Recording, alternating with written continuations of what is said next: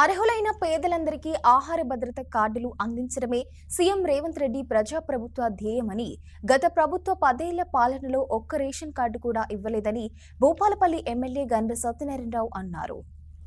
శనివారం భూపాలపల్లి నియోజకవర్గంలోని గణపురం, చిట్యాల, మొగుళ్లపల్లి, టేకుమట్ల మండలాల్లో కొత్త రేషన్ కార్డుల పంపిణీ కార్యక్రమాల్లో ఎమ్మెల్యే జీఎస్ఆర్ పాల్గొని లబ్ధిదారులకు కొత్త రేషన్ కార్డులను అందజేశారు.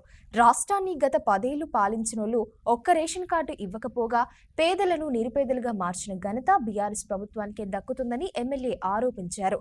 పేదలకు కూడా సన్నబియ్యం అందించాలన్న ఉద్దేశంతో దేశంలో ఎక్కడా లేని విధంగా సన్నబియ్యం పంపిణీ కార్యక్రమాన్ని కాంగ్రెస్ ప్రభుత్వం ప్రతిష్టాత్మకంగా చేపట్టినట్లు ఎమ్మెల్యే వివరించారు.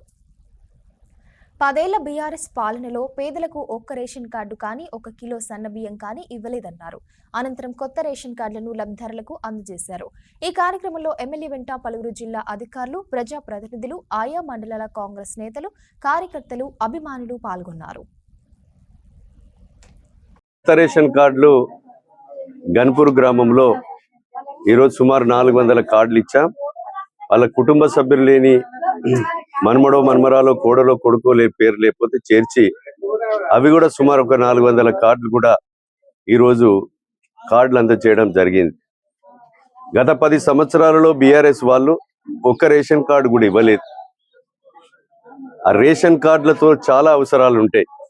ఈరోజు సన్న బియ్యం తీసుకోవడం, కుటుంబ సభ్యులకు కాలేజీ ఫీజుల కొరకు కానీ, హాస్పిటల్స్ కొరకు కానీ, అదేవిధంగా ఆదాయ సర్టిఫికేట్ కొరకు కూడా రేషన్ కార్డులో పేరు నమోదు అవసరం.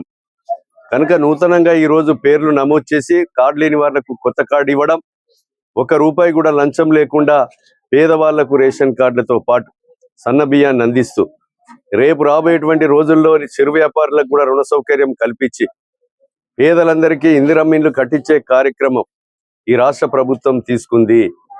ఈరోజు మేము వచ్చిన తర్వాత 18 ఏళ్ల కాలంలో ఈ రాష్ట్రంలో ఉన్నటువంటి మహిళా సోదరి మహిళల ఆడబిడ్డలందరికీ ఉచిత బస్సు ప్రయాణం కల్పించి ఆర్టీసీకి 400 కోట్ల రూపాయలు కడుతున్నాం.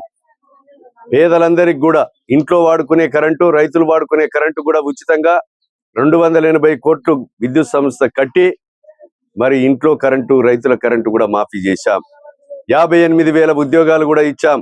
5 లక్షల ఆరోగ్యశ్రీని 10 లక్షలకు పెంచాం.